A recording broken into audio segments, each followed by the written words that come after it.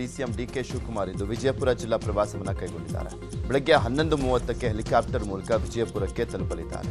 11:45ಕ್ಕೆ ವಿಜಯಪುರ ಕೇಂದ್ರ ಬಸ್ ನಿಲ್ದಾಣದ ಬಳಿ ನಿರ್ಮಿಸಿರುವಂತಹ ರಾಣಿ ಚೆನ್ನಮ್ಮ ಮೂರ್ತಿ ಅನಾವರಣಗೊಳಿಸಿದ್ದಾರೆ. ಅಲ್ಲಿಂದ ನಗರದ ಹೊರಭಾಗದ ಭೂತನಾಳ ಸಮೀಪ ನೂತನವಾಗಿ ನಿರ್ಮಾಣವಾದಂತಹ ವೆಲ್ಲೋ ಡ್ರಾಮ್ ಉದ್ಘಾಟನೆ ಮಾಡಿರುವಂಥದ್ದು. ಬಳಿಕ ವಿಜಯಪುರ ನಗರದ ದರ್ಬಾರ್ ಹೈಸ್ಕೂಲ್ ಮೈದಾನದಲ್ಲಿ ಮಧ್ಯಾಹ್ನ 12:30ರಿಂದ 3 ಗಂಟೆ ತನಕ ಸಾರ್ವಜನಿಕ ಕಾರ್ಯಕ್ರಮ ನಡೆಯಲಿದ್ದು ಸಿಎಂ ಹಾಗೂ ಡಿಸಿಎಂ ಪಾಲ್ಗೊಳ್ಳಲಿದ್ದಾರೆ.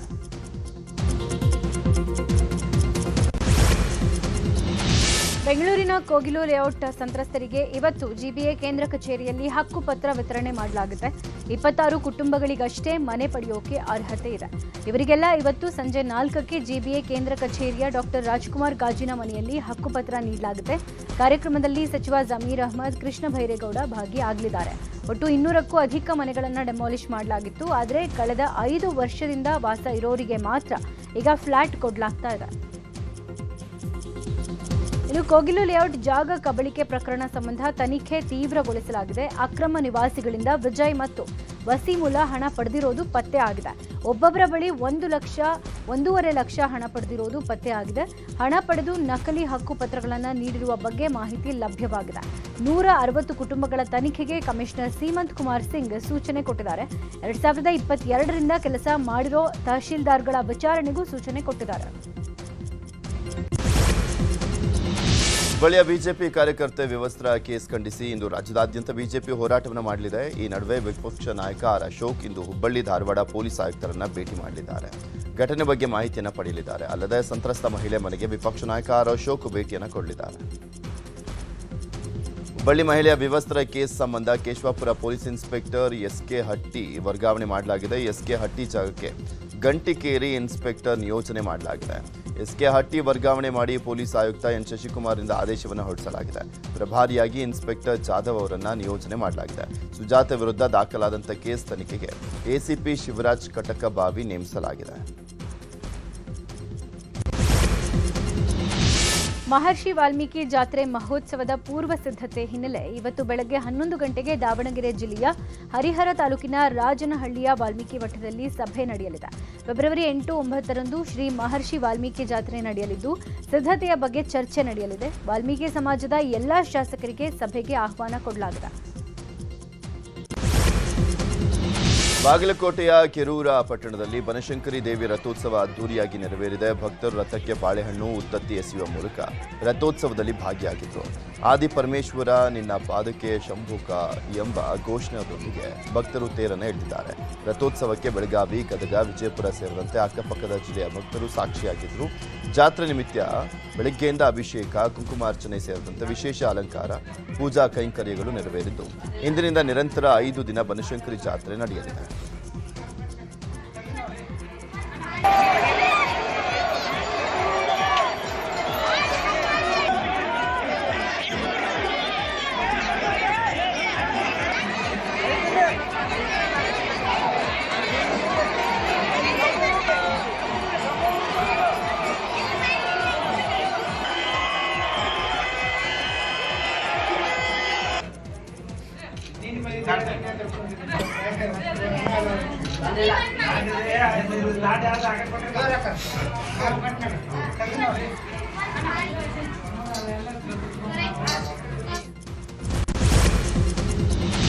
ತೀವ್ರ ಜಿದ್ದಾಜಿದ್ದಿಯಿಂದ ಕೂಡಿದ್ದ ಕೋಲಾರ ಜಿಲ್ಲೆಯ ಮಾಲೂರು ತಾಲೂಕಿನ ದಿನ್ನಹಳ್ಳಿ ವ್ಯವಸಾಯ ಸೇವಾ ಸಹಕಾರ ಸಂಘದ 11 ನಿರ್ದೇಶಕರ ಚುನಾವಣೆಯಲ್ಲಿ ಕಾಂಗ್ರೆಸ್ 9 ಸ್ಥಾನದಲ್ಲಿ ಜಯಬೇರಿ ಬಾರಿಸಿದ್ದು ಬಿಜೆಪಿ ಕೇವಲ 2 ಸ್ಥಾನದಲ್ಲಿ ಗೆದ್ದು ಸೋಲೊಪ್ಪಿಕೊಂಡಿದೆ. 12 ನಿರ್ದೇಶಕರ ಸ್ಥಾನದಲ್ಲಿ 1 ಸ್ಥಾನದಲ್ಲಿ ಕಾಂಗ್ರೆಸ್ ಬೆಂಬಲಿತರು ಅವಿರೋಧವಾಗಿ ಆಯ್ಕೆಯಾಗಿದ್ದು ಉಳಿದ 11 ಸ್ಥಾನಕ್ಕೆ ನಡೆದ ಚುನಾವಣೆಯಲ್ಲಿ 9 ಕಾಂಗ್ರೆಸ್, 2 ಸ್ಥಾನದಲ್ಲಿ ಮಾತ್ರ ಬಿಜೆಪಿ ಗೆಲುವು ಸಾಧ್ಯವಾಯಿತು. ಮತ ಎಣಿಕಾ ಕೇಂದ್ರದ ಎದುರು ಕಾಂಗ್ರೆಸ್ ಮುಖಂಡರು ಪಟಾಕಿ ಸಿಡಿಸಿ ವಿಜಯೋತ್ಸವ ಆಚರಿಸಿದರು.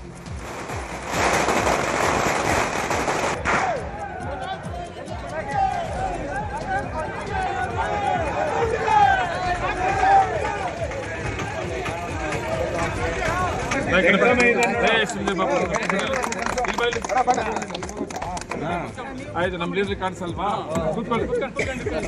ಮಾತಾಡೋ ಬಗ್ಗೆ ಏನು 15 ದಿನಗಳಿಂದ ಈ ಒಂದು ಚುನಾವಣೆ ನಡೆದು ನಮ್ಮ ಕಾಂಗ್ರೆಸ್ ಬೆಂಬಲಿತವಾಗಿ ಮತ್ತು ಅಭ್ಯರ್ಥಿಗಳು 12 ಬಳ್ಳಾರಿಯಲ್ಲಿ ನಡೆದಂಥ ಶೂಟೌಟ್ ಕೇಸ್ ದಿನಕ್ಕೊಂದು ಟ್ವಿಸ್ಟ್ ಅನ್ನ ಪಡೆದುಕೊಳ್ತಾ ಇದೆ. ಐಜಿಪಿಯಾಗಿ ಅಧಿಕಾರ ವಹಿಸಿಕೊಂಡಂತ ಹರ್ಷ 3 ದಿನದಲ್ಲಿ ಪ್ರಕರಣದ ಕಂಪ್ಲೀಟ್ ರಿಪೋರ್ಟ್ ಅನ್ನ ಕೊಡಲಿಕ್ಕೆ ಸೂಚನೆಯನ್ನು ಕೊಟ್ಟಿದ್ದಾರೆ. ವಿಡಿಯೋಗಳಲ್ಲಿ ಕಾಣಿಸಿಕೊಂಡಂತ ಅರ್ಧಕ್ಕರ್ಧ ಮಂದಿ ಬಳ್ಳಾರಿಯವರ ಬೇರೆಯವರ ಅಂತ ವಿಡಿಯೋಗಳನ್ನ ಸ್ಥಳೀಯರಿಗೆ ತೋರಿಸಿ ಮಾಹಿತಿ ಸಂಗ್ರಹಕ್ಕೆ ಮುಂದಾಗಿದ್ದಾರೆ. ಆದರೆ ದೊಣ್ಣೆಗಳಿದು ದೊಂಬಿಯಲ್ಲಿದ್ದಂಥ ಸಾಕಷ್ಟು ಮಂದಿ ಬಗ್ಗೆ ಮಾಹಿತಿ ಇಲ್ಲ. ಹೀಗಾಗಿ ಟೆಕ್ನಿಕಲ್ ಅನಾಲಿಸಿಸ್ಗೆ 3 ವಿಶೇಷ ತಂಡವನ್ನು ರಚನೆ ಮಾಡಲಾಗಿದೆ. 15 ದಿನದ ಟವರ್ ಲೊಕೇಶನ್ ಟ್ರ್ಯಾಕ್ ಹಾಗೂ ಸಿಡಿಆರ್ ಕಲೆಕ್ಟ್ ಮಾಡಲಾಗ್ತಾ ಇದೆ. ಜೊತೆಗೆ ಬ್ಯಾನರ್ ಕಟ್ಟಲಿಕ್ಕೆ ಅಥವಾ ಬಳ್ಳಾರಿ ವಾಲ್ಮೀಕಿ ಕಾರ್ಯಕ್ರಮದ ನಿಮಿತ್ತ ಹೊರಗಿನಿಂದ ಬಂದಂತವರ ಶಂಕೆ ವ್ಯಕ್ತವಾಗಿದೆ. ಬೆಂಗಳೂರು ಎಫ್ಎಸ್ಎಲ್ ಟೀಮ್ನಿಂದಲೂ ಕೂಡ ತನಿಖೆಗೆ ಸಹಕಾರವನ್ನು ಕೊಡಲಾಗಿದೆ. ಬಳ್ಳಾರಿ ಬ್ಯಾನರ್ ರಾಜಕೀಯ ಜಟಾಪಟಿ ಅಂತೂ ಮುಂದುವರೆದಿದೆ. ಇನ್ನು ಪ್ರಕರಣವನ್ನು ಉನ್ನತ ಮಟ್ಟದ ತನಿಖೆ ನೀಡೋ ಬಗ್ಗೆ ಸರ್ಕಾರ ಚಿಂತನೆಯನ್ನು ಮಾಡ್ತಾ ಇದೆ. ದಾಖಲಾಗಿರುವಂತಹ 6 ಪ್ರಕರಣಕ್ಕೂ ಪ್ರತ್ಯೇಕ ತನಿಖಾಧಿಕಾರಿಯನ್ನ ಪೊಲೀಸ್ ಇಲಾಖೆ ನೇಮಿಸಿದೆ. ಇನ್ನೊಂದು ಕಡೆ ಪ್ರಕರಣದ ರಾಜಕೀಯ ಲಾಭ ಮಾಡಿಕೊಳ್ಳಿಕ್ಕೆ ರೆಡ್ಡಿ ರಾಮುಲು ಸರ್ಕಸ್ ಮಾಡ್ತಿದ್ದಾರೆ. ಜನವರಿ 17ರಂದು ಬೃಹತ್ ಸಮಾವೇಶಕ್ಕೂ ಬಿಜೆಪಿ ಪ್ಲಾನ್ ಮಾಡಿದೆ.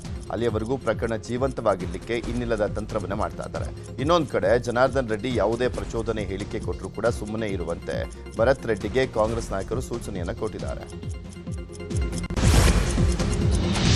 ಬಳ್ಳಾರಿಯಲ್ಲಿ ಬ್ಯಾನರ್ ಕಟ್ಟುವ ವಿಚಾರಕ್ಕೆ ಗಲಾಟೆ ಹಿನ್ನೆಲೆ ಘಟನೆಯಿಂದ ಕೋಲಾರ ಜಿಲ್ಲೆಯ ಮಾಲೂರು ತಾಲೂಕು ಆಡಳಿತ ಎಚ್ಚೆತ್ತುಕೊಂಡಿದೆ. ಬ್ಯಾನರ್ ಅಳವಡಿಕೆಗೆ ಅನುಮತಿ ಕಡ್ಡಾಯಗೊಳಿಸಿ ಆದೇಶ ಹೊರಡಿಸಿದೆ. ಇತ್ತೀಚೆಗೆ ಮಾಲೂರು ತಹಶೀಲ್ದಾರ್ ಕಚೇರಿಯ ಎದುರು ಮಾಜಿ ಶಾಸಕ ಮಂಜುನಾಥ್ ಗೌಡ ಹುಟ್ಟುಹಬ್ಬಕ್ಕೆ ಶುಭ ಕೋರಿ ಬೆಂಬಲಿಗರು ಬ್ಯಾನರ್ ಹಾಕಿದ್ರು. ಆದರೆ ನಗರಸಭೆಯ ಅಧಿಕಾರಿಗಳು ಬ್ಯಾನರ್ ತೆರವುಗೊಳಿಸಿದ್ದಕ್ಕೆ ಬಿಜೆಪಿ ನಾಯಕರು ವಿರೋಧಿಸಿ ಪುರಸಭೆಯ ಅಧಿಕಾರಿಯನ್ನ ತೀವ್ರ ತರಾಟೆಗೆ ತೆಗೆದುಕೊಂಡಿದ್ರು. ಇನ್ಮುಂದೆ ಬ್ಯಾನರ್ ತಂಟೆ ತಕರಾರು ಬಾರದಂತೆ ಕಟ್ಟುನಿಟ್ಟಿನ ಕ್ರಮಕ್ಕೆ ತಾಲೂಕು ಆಡಳಿತ ಮಂಡಳಿ ಮುಂದಾಗಿದೆ. ಅನುಮತಿ ಪಡೆಯದೆ ಬ್ಯಾನರ್ ಹಾಕಿದಲ್ಲಿ ಕಾನೂನು ರೀತಿಯ ಕ್ರಮ ಜರುಗಿಸುತ್ತೇವೆ ಅಂತ ಎಚ್ಚರಿಕೆ ಕೊಟ್ಟಿದ್ದಾರೆ. ಶಿಕ್ಷಕಿಗೆ ಅವಮಾನ ಮಾಡಿದ ಪುತ್ತೂರು ಶಾಸಕ ಅಶೋಕ್ ಕುಮಾರ್ ರೈ ಬಹಿರಂಗವಾಗಿ ಕ್ಷಮೆಯಾಚಿಸಬೇಕು ಅಂತ ಬಿಜೆಪಿ ಆಗ್ರಹಿಸಿದೆ. ಪುತ್ತೂರು ಬಿಜೆಪಿ ಗ್ರಾಮಾಂತರ ಮಂಡಲದ ಅಧ್ಯಕ್ಷ ದಯಾನಂದ್ ಶೆಟ್ಟಿ ಮಾತನಾಡಿದ್ದು, ಶಾಸಕರಿಗೆ ಶಾಲೆಯಲ್ಲಿ ಅಪಮಾನ ಆಗಿದೆ ಅಂತ ಆರೋಪವನ್ನು ಮಾಡಲಾಗಿದೆ. ಶಿಕ್ಷಕಿಯನ್ನ ಕರೆಸಿ ಶಾಸಕರು ಪ್ರಶ್ನಿಸಿರೋದ್ರಲ್ಲಿ ತಪ್ಪಿಲ್ಲ, ಆದರೆ ಅದನ್ನ ಜಾಲತಾಣದಲ್ಲಿ ವೈರಲ್ ಮಾಡಿದ್ದು ತಪ್ಪು. ಆ ವಿಚಾರವಾಗಿ ಶಾಸಕರು ಬಹಿರಂಗ ಕ್ಷಮೆಯಾಚಿಸಬೇಕು ಅಂತ ಬಿಜೆಪಿ ಆಗ್ರಹಿಸಿದೆ. ಗ್ರಾಮದ ಪರಿಸರಕ್ಕೆ ಹೋಗಿ ಒಂದಷ್ಟು ವಿಚಾರವನ್ನ ಕೇಳಿಕೊಂಡಾಗ ಯಾವುದೇ ಶಾಸಕರನ್ನು ಅಲ್ಲಿ ಯಾವುದೇ ರೀತಿಯ ಅವಮಾನಿಸಿರುವಂಥದ್ದನ್ನ ಯಾರು ಮಾಡಲಿಲ್ಲ ಅನ್ನೋದರ ಬಗ್ಗೆ ಅಲ್ಲಿಯೇ ಜನ ಮಾತಾಡಿಕೊಂಡ್ರು. ಆದರೆ ಮರುದಿವಸ ಈ ಶಾಸಕರು ನೋಡು ಮಗ ನಿನ್ನ ಟೀಚರನ್ನು ಶಾಸಕರು ಯಾವ ರೀತಿ ಜೋರು ಮಾಡ್ತಾ ಇದ್ದಾರೆ ಅನ್ನೋದನ್ನ ಮಕ್ಕಳನ್ನ ಮಾತಾಡಿಸುವಂಥ ಮಟ್ಟಕ್ಕೆ ಅವರು ಮಾತಾಡಿರುವುದನ್ನು ಇಂತು ಜನ ಮಾತಾಡಿಕೊಳ್ಳುವಂಥದ್ದು ನಾವು ಗಮನಿಸಿದ್ದೆ. ಆ ಶಿಕ್ಷೆಗೆ ನಿದ್ರೆನೇ ಮಾಡಿರಲಿಕ್ಕಿಲ್ಲ ಅಂತ ನನಗೆ ಕಾಣ್ತದೆ. ಆ ರೀತಿಯ ನೋವನ್ನು ಆ ಶಿಕ್ಷಕಿಗೆ ಕೊಟ್ಟಿದ್ದಾರೆ. ಯಾರೋ ಒಬ್ಬರು ಕಾಂಗ್ರೆಸ್ನ ಲೀಡರು ಅವರ ಎದುರಲ್ಲಿ ಅವರನ್ನು ಮಾತಾಡಿಸುವಂಥದ್ದು, ಅವರನ್ನು ಕರೆದು ಅವರ ಎದುರಲ್ಲಿ ಜೋರು ಮಾಡುವಂಥದ್ದು, ಇವರಿಗೆ ಆ ರೀತಿಯ ಒಂದು ಅಧಿಕಾರವನ್ನು ಕೊಟ್ಟವರು ಯಾರು ಅಂತ ಹೇಳಿ ಅವರು ಮಾತಾಡಲಿ. ಅದು ಕೂಡ ಒಂದು ಟೀಚರನ್ನು ಶಾಸಕರು ಮಾತಾಡುವಂಥದ್ದು ಸಹಜವಾಗಿರುವಂಥದ್ದು. ಏನಾದರೂ ಅಲ್ಲಿ ವ್ಯತ್ಯಾಸಗಳಾಗಿದ್ರೆ ಕರೆದು ಮಾತಾಡುವಂಥದ್ದು ಸಹಜ. ಆದರೆ ಅಲ್ಲೊಬ್ಬರು ಹೇಮನಾಥ್ ಶೆಟ್ಟಿ ಅವರು ಅಲ್ಲಿ ಅವರ ಮಾತಿನ ಶೈಲಿಯನ್ನು ನೀವು ಕಂಡ್ರೆ ನೀವು ಮಾಧ್ಯಮದಲ್ಲೆಲ್ಲ ನೋಡಿರ್ಬೋದು. ಆ ರೀತಿ ಒಂದು ವರ್ತನೆ. ಹಾಗಾದರೆ ಪುತ್ತೂರಲ್ಲಿ ಏನು ಮಾಡಿದ್ರು ಯಾರು ಕೇಳುವವರು ಇಲ್ವೋ ಅನ್ನೋ ರೀತಿಯಲ್ಲಿ ಇವರು ಆ ಮಟ್ಟಕ್ಕೆ ಬೆಳೆದಿದ್ದಾರೆ ಅನ್ನೋದನ್ನು ನಾವೆಲ್ಲರೂ ಮಾತಾಡುವಂಥದ್ದು ಇವತ್ತು ಕಾಣುವಂಥದ್ದು. ಮುಂದೆ ಈ ರೀತಿಯ ಏನಾದರೂ ಘಟನೆಗಳು ನಡೆದಲ್ಲಿ ಬೀದಿಗೆ ಇಳಿದು ನಾವು ಹೋರಾಟ ಮಾಡುವಂಥದ್ದು ಅನಿವಾರ್ಯವಾಗಿದೆ. ಖಾಸಗಿ ಜಮೀನೊಂದರಲ್ಲಿ ಅಕ್ರಮವಾಗಿ ಸ್ಫೋಟ ಮಾಡ್ತಾ ಇದ್ದ ಆರೋಪದ ಅಡಿ ರೈತನ ವಿರುದ್ಧ ಪ್ರಕರಣ ದಾಖಲಿಸಲಾಗಿದೆ. ಚಿಕ್ಕಬಳ್ಳಾಪುರ ತಾಲೂಕಿನ ಅರೂರು ಗ್ರಾಮದಲ್ಲಿ ಘಟನೆ ನಡೆದಿರೋದು. ಮಂಜುನಾಥ್ ಅನ್ನೋರು ತಮ್ಮ ಜಮೀನಿನಲ್ಲಿದ್ದ ಬಂಡೆಗಳನ್ನು ಯಾವುದೇ ಪರವಾನಗಿ ಪಡೆಯದೆ ಸ್ಫೋಟ ಮಾಡಿದ್ದು, ಸ್ಫೋಟಕ್ಕೆ ಬಳಸಿದ್ದ ಉಪಕರಣಗಳನ್ನು ಪೊಲೀಸರು ವಶಕ್ಕೆ ಪಡ್ಕೊಂಡಿದ್ದಾರೆ. ಆರೋಪಿ ಮಂಜುನಾಥ್ನನ್ನ ವಶಕ್ಕೆ ಪಡೆದು ವಿಚಾರಣೆ ನಡೆಸಿದ್ದಾರೆ. ಪೆರೇಸಂದ್ರ ಪೊಲೀಸ್ ಠಾಣೆಯಲ್ಲಿ ಪ್ರಕರಣ ದಾಖಲಾಗಿದೆ. ರೂರ್ ವಿಲೇಜಲ್ಲಿ ನಮಗೆ 4ನೇ ತಾರೀಕು ರಾತ್ರಿ ಏನಾದರೂ ಬ್ಲಾಸ್ಟಿಂಗ್ ವಗೇರೆ ನಡ್ತಾ ಇದೆ ಆ ಥರ ಒಂದು ಮಾಹಿತಿ ಬಂದಿತ್ತು. ಹೈವೇಯಲ್ಲಿ ಜನ ಯಾರು ಹೋಗ್ತಾ ಇದ್ದಾರೆ ಆ ಕಡೆಯಿಂದ ಒಂದು ಮಾಹಿತಿ ಬಂದಿತ್ತು. ನಮ್ಮ ಪೊಲೀಸ್ ಆಫೀಸರ್ಸ್ ಅಲ್ಲಿ ವಿಸಿಟ್ ಮಾಡಿ ಆಮೇಲೆ ಅವ್ರಿಗೆ ಗೊತ್ತಾಯಿತು. ಸರ್ವೆ ನಂಬರ್ 235 ಯಾವುದು ಬ್ಲಾಸ್ಟಿಂಗ್ ವಗೇರೆ ಮಾಡ್ತಾ ಇದ್ದಾರೆ ಅಕ್ರಮವಾಗಿ, ಯಾವುದು ಪರ್ಮಿಷನ್ ವಗೇರೆ ತಗೊಳ್ಳಿಲ್ಲ. ಏನು ಬಂಡೆ ವಗೇರೆ ಹೊಡಿಯೋಕ್ಕೆ ಅವರು ಯಾರಿಗೆ ಪ್ರೈವೇಟ್ ಪರ್ಸನ್ಗೆ ಕಾಂಟ್ಯಾಕ್ಟ್ ಮಾಡಿ ಅವರಿಂದ ಜಿಲೆಟಿನ್ ವಗೇರೆ ತಗೊಂಡು ಅಲ್ಲಿ ಬ್ಲಾಸ್ಟಿಂಗ್ ಮಾಡ್ತಾಯಿತ್ತು ರಾತ್ರಿ. ಪಕ್ಕದಲ್ಲಿ 100 ಮೀಟರ್ಸಲ್ಲಿ ಒಂದು ಪೆಟ್ರೋಲ್ ಬಂಕ್ ವಗೇರೆ ಕೂಡ ಇತ್ತು. ಸೊ ಆ ಕಾರಣ ಬಗ್ಗೆ ತುಂಬ ಡೇಂಜರಸ್ ಆ್ಯಕ್ಟಿವಿಟಿ ವಿದೌಟ್ ಪರ್ಮಿಷನ್ ಈ ಥರ ಮಾಡ್ತಾಯಿತ್ತು ಅವರು. ಈ ಕಾರಣ ಬಗ್ಗೆ ಪಬ್ಲಿಕ್ ಕೂಡ ನಮಗೆ ಕಂಪ್ಲೇಂಟ್ ಕೊಟ್ಟಿದ್ದಾರೆ. ಆ ವಿಚಾರ ಬಗ್ಗೆ ನಾವು ಎಕ್ಸ್ಪ್ಲೋಸಿವ್ ಆ್ಯಕ್ಟ್ಸಲ್ಲಿ ಒಂದು ಕೇಸ್ ರಿಜಿಸ್ಟರ್ ಮಾಡಿದ್ದೀವಿ. ಈ ಕೇಸಲ್ಲಿ ಆರೋಪಿ ಯಾರು ಇದ್ದಾರೆ ಶಿವು ಅವರಿಗೆ ಕೂಡ ನಾವು ಇವತ್ತು ಬೆಳಿಗ್ಗೆ ಅರೆಸ್ಟ್ ಮಾಡಿದ್ದೀವಿ.